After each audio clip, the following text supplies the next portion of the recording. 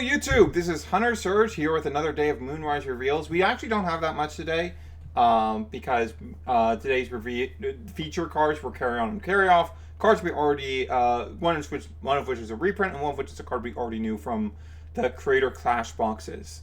With that said, let's talk about the actually new card we have here. This is Bandiloon. This is the final Lunar Elestral in the set.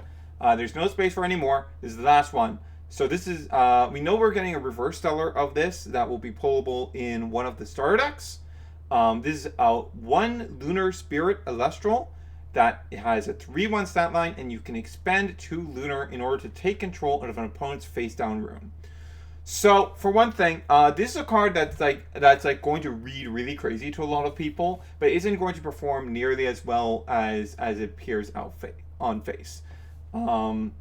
Because okay, let's actually think through the playlines with this card. So the common counter runes, of course, are Gorgon's Gaze, PTA, Tsunami, Altar of Stars, and Shield. How does this play into any of those?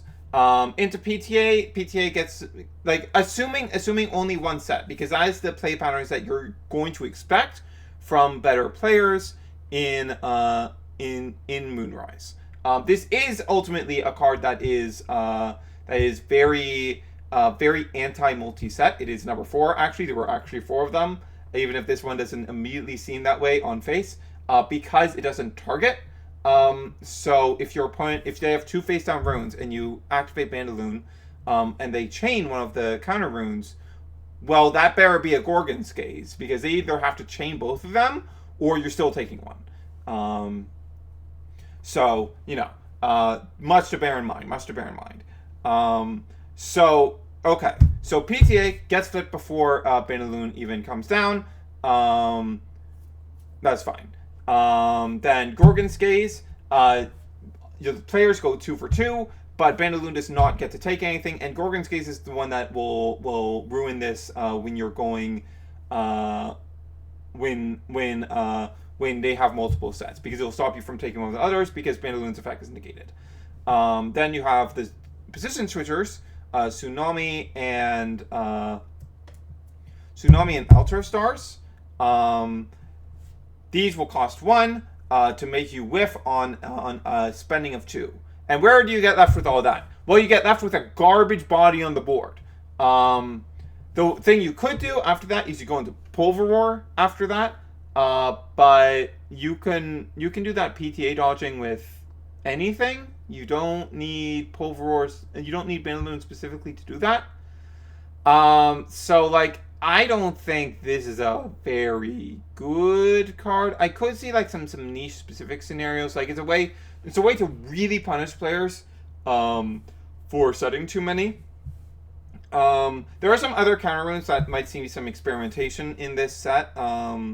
Let's pull it up. Let's pull up the Moonrise Collect page.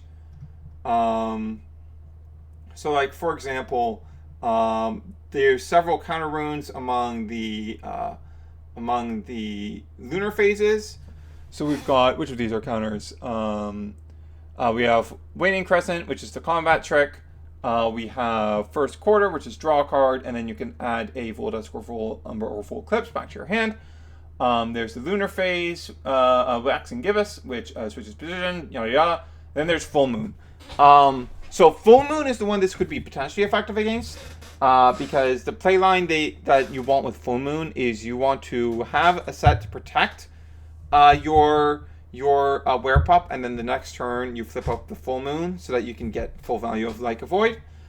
But the rest, all of these are chainable. All of these are ultimately chainable, so they can all make that be a blank.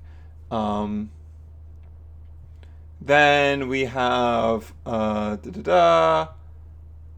we have Spoiled Fruit, of course, but you're not going to bring in Spoiled Fruit against most Lunar decks, outside Voldusk specifically. And I struggle to see a world where you fit Bandiloon into Voldusk. If you want to get rid of back row, I think you're just going to go the obvious route and just go, okay, I'm just going to put in Hurricane.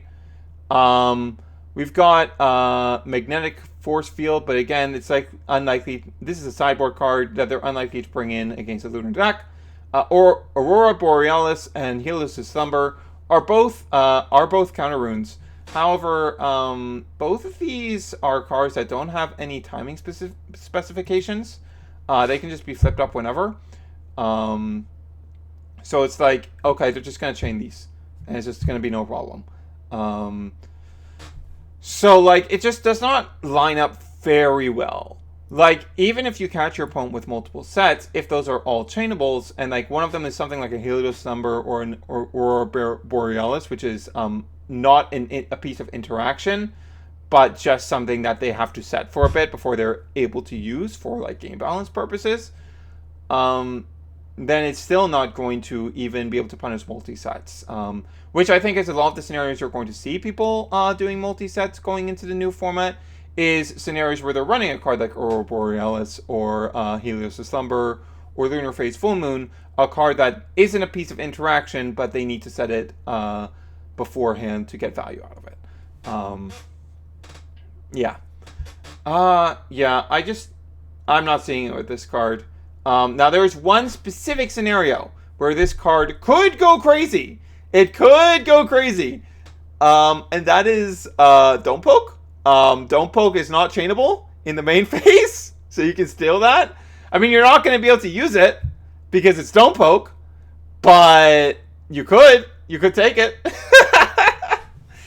I don't know. I feel like other forms of back row hate is going to be better into Don't Poke anyway, so it's like, that's not... It's probably still not there. Like, I don't think this card is very good. Let's touch on the Carry On and Carry Off real quick. So Carry On, 3/3 wind. This new art is pretty good. A lot better than the original Carry On art. Let's pull up the original Carry On art.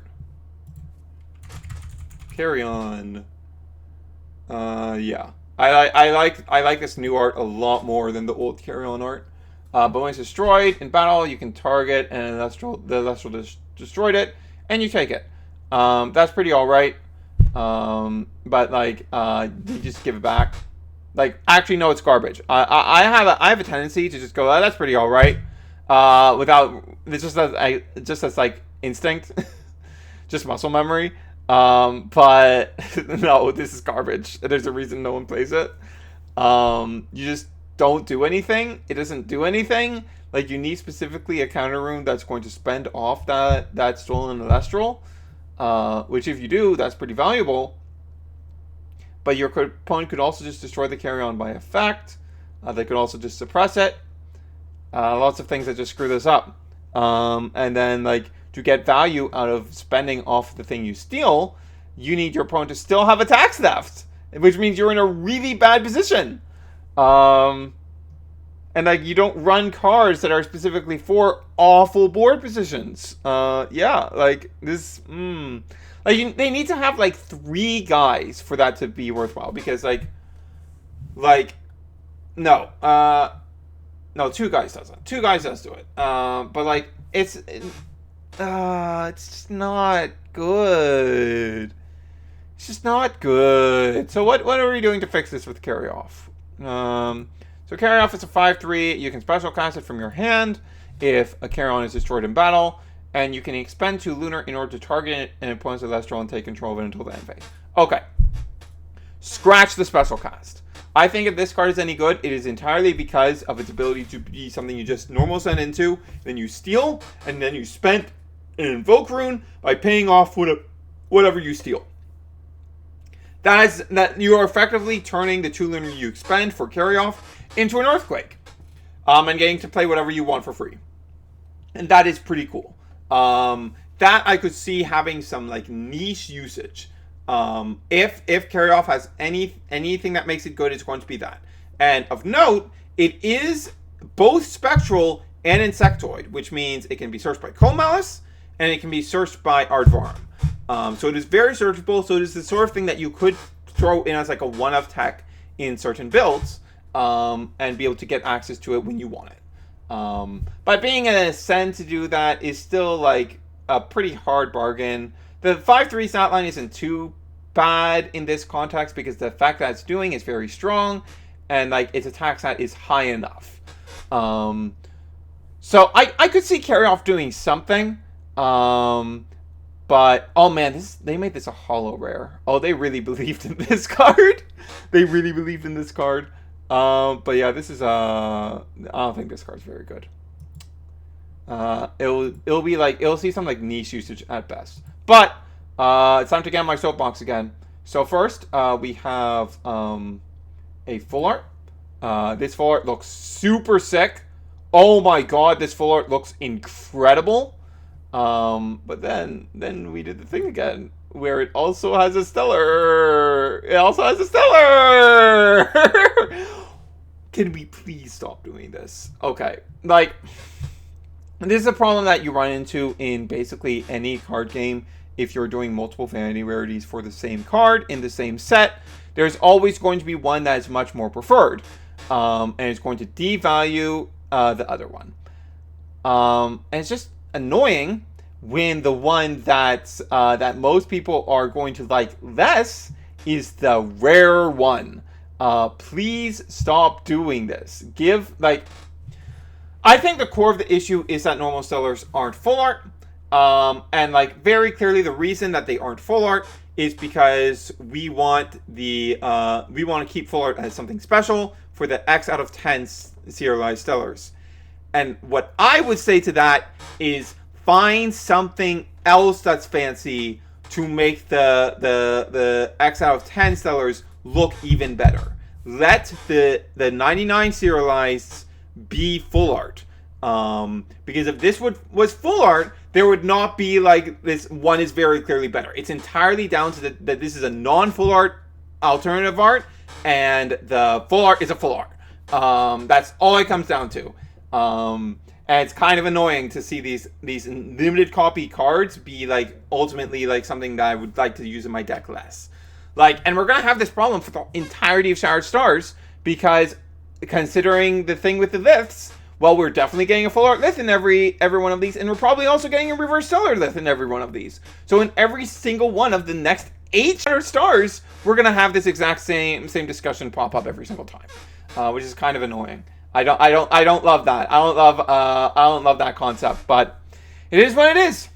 It is what it is. And I really hope, like, by talking about this every time it comes up, I hope at some point it gets fixed, because more cool vanity rarities is good for everyone. Okay? That's what it comes down to. Now, I do want to talk one other thing. So carry off full art is 102. So the ordering for the full arts follows their ordering in the main set based on Daybreak. Now, we already know Phasmacore is at 97.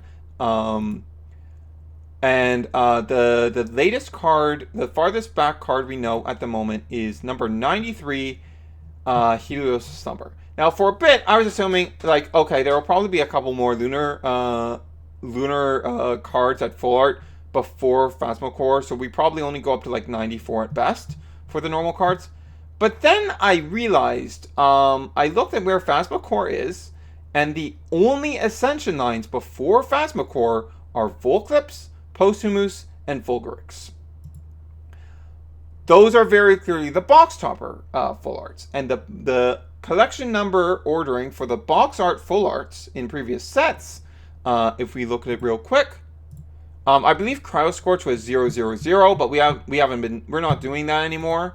If we look at Daybreak, go to 96 per page, and we go here. Chronodile, Celestio, and Ferrogeist are all after even the Hollow Spirits. They are 101 through 103, the very last cards in the set. So obviously, if that pattern is followed, that would mean that we are not going to... We wouldn't have anything before Phasmacore in the full arts. Phasmacore should be the very first full art in the set. And if that's the case, that means the normal cards will be going all the way up to 96. So that means we have 4 runes left in the set. And that could be a lot of stuff. That means that some elements are probably getting multiple runes. That highly increases the odds of getting like a stadium rune for Insectoid, which would help the Art Farm line a lot. And like, this is the sort of thing I start thinking about at this point in a set's reveals. because we have a lot of stuff already. And we have a good idea of what a lot of the remaining stuff is. Like this right here, we know this is Bandiloon. These 4, we have no clue what these are, but they're probably some sort of Earth cards. These 2 here are Carry On and Carry Off, I'm pretty sure. We can actually check that now. Let's check that real quick. Carry On is number 60. Carry Off is number 61. And these are slots number 60 and 61, so Wind is done. These 3 are the Blistrix line, of which we are missing a single card, Astral. And then these 4 are Solar Elestrals, almost certainly. There's like runes for the featured element are almost always first. So these 4 should be Solar Elestrals. Yeah. So that leaves us with 4 runes, 4 Solar Elestrals, Astral, and 4 Earth Elestrals. We are getting towards the end of these reveals, but we still have like a good 12 or so cards to go. Yeah, 13 cards to be exact. The 4 Earth Elestrals, the 4 Solar Elestrals, Astral, and now it's looking like 4 remaining runes. Very excited about what those runes could be. I sure would not mind Frost getting another rune in there. Because Aurora Borealis is a cool card that I could see some applications in, but I would really like another Frost Invoke because Frost really likes Invokes. Really enjoys having Invokes, so I would really love to see that. Yeah, that's going to be it. Wow, I actually got to 16 minutes just talking about collection numbers and with only 1 actually new card to talk about. That's crazy. I'm very talented. I'm very talented at yapping. I fucking love the yapping, man. I love yapping so much. Alright, that's going to be it for today. This is Higher Surge, signing off.